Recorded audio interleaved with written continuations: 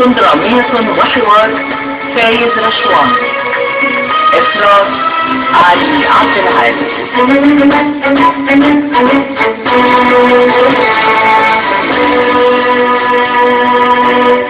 بابا هيموت ومش هيستسلم بسهولة، وده اللي يخوف مش يطمن، لأنه ده معناه إن المعركة هتطول قوي. والناس دي ما بتهزرش ولا بترحم من شاب. أنا عرفتهم عن قرب ونفدت الجلد في الوقت المناسب. ربنا بس يعدي جلسة النهارده في البرلمان على خير، وبعدها بقى أنا ليا قاعدة معاه وأقنعه ينسحب قبل المركب ما تغرق بالكل. إيه ده؟ ده سيف، مش عارفه يعني إن هو يتصل بيا. ردي أكيد في حاجة مهمة. ألو يا سيف. شغال، افتح التلفزيون بسرعة، الجلسة البرلمانية مذاعة على الهواء. الجلسة مذاعة على الهواء؟ ده أكيد اغتيال سياسي. يعني إيه يا باهر؟ يعني إيه فهمني؟ يعني أكيد مجهزين الفضيحة. افتح التلفزيون بسرعة. أنا مش جاي المجلس النهارده أرد على إشاعات وكلام فارغ. اللي عنده حاجة ضدي يقدمها للناس بالعام، ومادام زيعين الجلسة على الهواء خلوا طول الصور أحسن لكم. أنا فاض بيا، ممكن أقول كتير أوي. بابا الحقيقة، بابا إيه بتتمشى؟ بابا مش قادر يقف.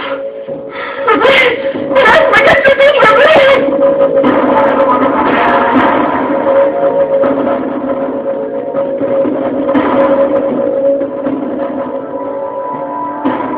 الاستقالة جت في وقتها يا عبدي. هم متصورين دلوقتي ان هم انتصروا، بس ده وهم. خليهم يشيلوا. اديني فضلت لك يا باشا. ده شيء يشرفني يا فندم. تحب حفلة الخطوبة تكون امتى؟ هي دي مبروك الكبيرة اللي وعدتني بيها عامل بيها. تستحقها يا باشا، انت طلعت انسان نظيف واصيل ومعدنك طيب. انا كنت محبكها معاك حبتين وظلمك، معلش. لا ده انا خالص، بالعكس يا فندم. انت اثبتت لي ان شهد شيء غالي جدا ولازم احافظ عليه اكتر ما بحافظ على حياتي. وانا متأكد من ده يا ابني ومطمن عليها معاك، مطمن قوي.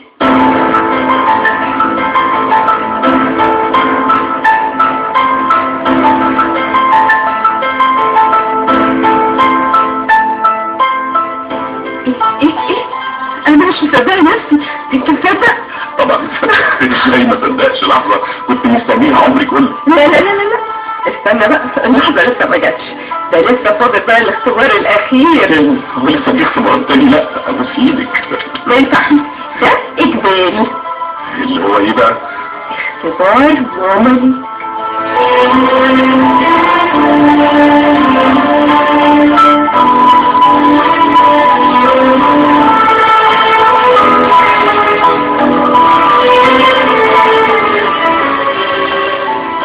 أنا كنت حاسة من الأول إنك هتوافق عليه. بصراحة الولد أثبت لي إنه بكرة ملكه فعلا. ده بيملك رؤية سياسية ثاقبة. مش بس أنت اتأكدت من مستقبله، ده أنت فتشت ماضيه وعرفت يمكن اللي هو ما يعرفوش عن نفسه. طبيعي أعمل كده، مش بنتي الوحيدة.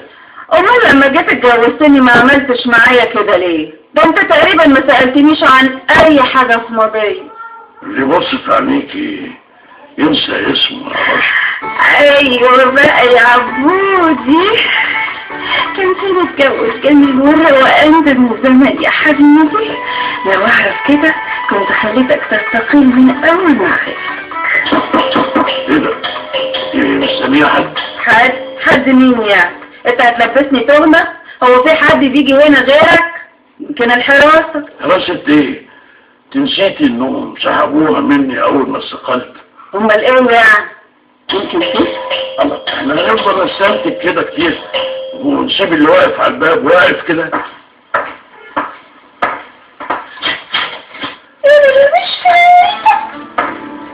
مين يا رشا؟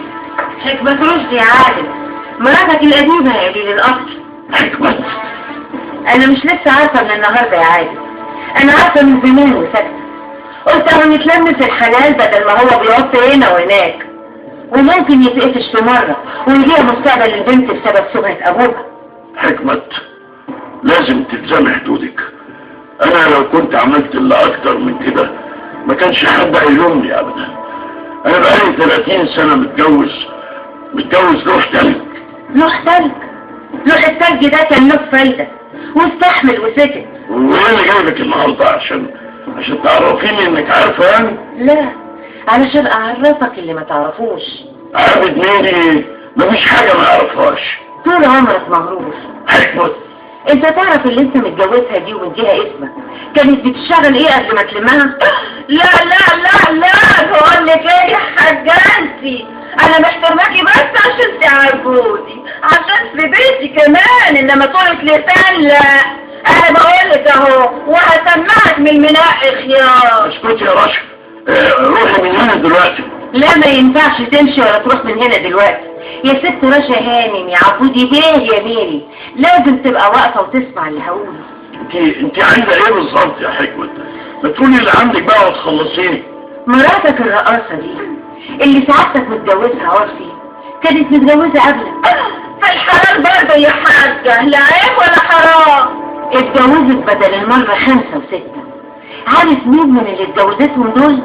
جنابك تعرفوا يا عبودي بيه، باهر عز الدين اللي هتجوزه بنتك. عارفة انا هعمل فيكي ايه اللي انت عملتيه ده؟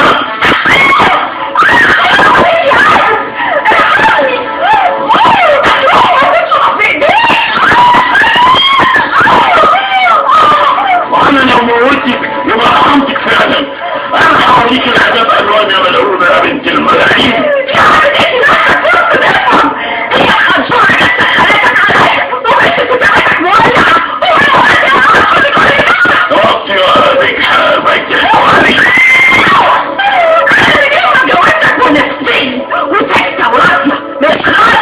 انما عشان بحبك لا بطلع بره البيت ولا بكلم راجل حتى في التليفون، حتى هي عشان خاطرك واحد يستنى من جارك وبيشتغل ايه؟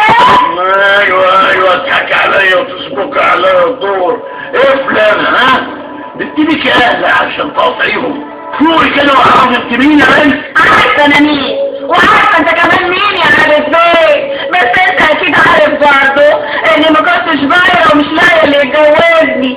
انت نسيت انت قعدت قد ايه تقنعني عشان خاطر اتجوزك؟ انا ما رصدتكيش على حاجه ما تعرفيهاش. انت وافقت تتجوزيني وعارفه كل حاجه، عارفه انك مش هتعديله بره الفيلا دي خطوه واحده، عارفه اني هجيلك مره واحده في كل اسبوع، عارفه اني هتجوزك في السر عشان مراتي وعشان الصحافه. وانا برضه ما غصبتكش تتجوز رقاص. انا ما كدبتش عليك يا حبيبي وقلت لك اني سفيره. انت متجوزني وانت عارف انا ايه ومين، واتجوزت قبلك كام واحد. ايوه بس ما كنتش اعرف انك متجوزه باهر عز الدين، ده عرفي. ما طلبتش مني لسه باللي اتجوزتهم، كنت جهزتها لك. بطلي شغل الكباريهات ده وكلميني عادل. لما عرفت انه متقدم لبنتي وعرفت اني بنبش في ماضيه ما قلتليش ليه انه كان متجوزك؟ ما قلتليش ليه؟ واقول لك ليه؟ كنت هترفض انا كنت قلت لك؟ جاوبي على قد السؤال، ما قلتليش ليه وخبيتي عليا ليه؟ سوري هيطلع في ايدك. عايز انا احلقهولك بالموس يا رباية الحواري. انت على علاقه لسه بالواد ده مش كده؟ انت اللي شجعتيني تقدم لبنتي؟ طيب صح كلامي ده ولا لا؟ اوعى ايدك دي عني بقى. ايه؟ لما بتشك فيا مخليني على ذمتك ليه ها؟ رباية الحواري دي انت حبيت وغرقتها هدايا وخدمات عشان توافق تتجوز واحد اكبر منها ب40 سنة. هو خدهم بصوت ولا ايه؟ باهر ده انا اتجوزت في اسبوعين ولا شفته بعدها ولا شافني، واللي جمعتنا اخويا مصلحة، ولما انقضت معاها الجوازة.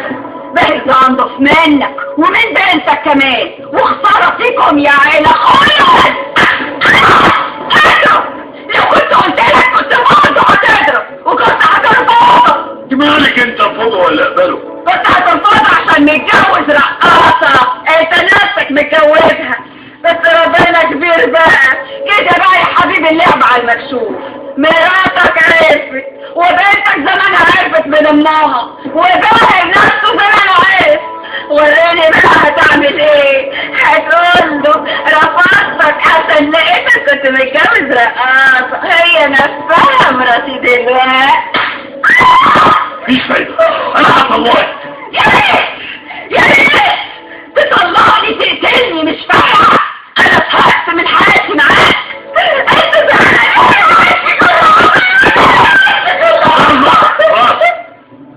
خلاص بقى اسكت. اوه انت عارفة انا عملت ليه كده؟ انت عارفة كويس ان انا بحبك، عارفة ان انا ما اقدرش اعيش يوم واحد من غيرك. انا بغير عليك من الهوا وانت عارفة. لقيت بس داريت عليا حاجة مهمة زي دي. انا فعلا اعصابي متوترة اليومين دول. انا اسف يا رشا، حقك عليا يا حبيبتي. وادي راسك ابوسها ايه، وادي ايدك كمان ابوسها. رواقي بقى، رواقي وانت اعصابك بقى خلاص زين. انت لازم تعمل جواز يا عادل بعد تخويلك ليا للابي. ما عادش لك امان يا حبيبي. لازم تكتب البنية دي فين وتعمل الجواز منك لمراتك وبنتك للكل للكل يا عبد جميل.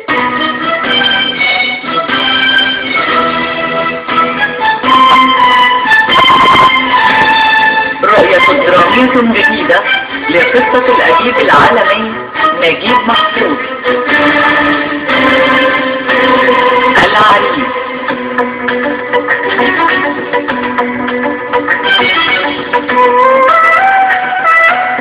الموسيقى التصويرية والألحان إخراج الموسيقار الكبير هاني محمد.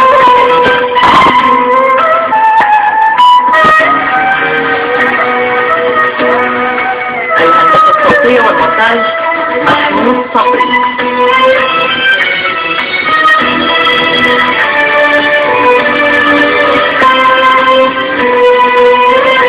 المخرج المساعد مياد عثمان.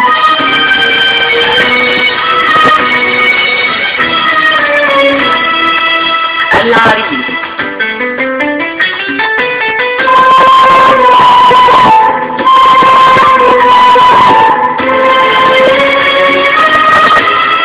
الرؤية الدرامية والحوار سيد رشوان.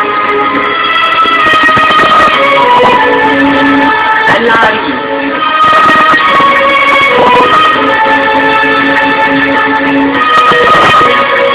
الإخراج علي عبد العال.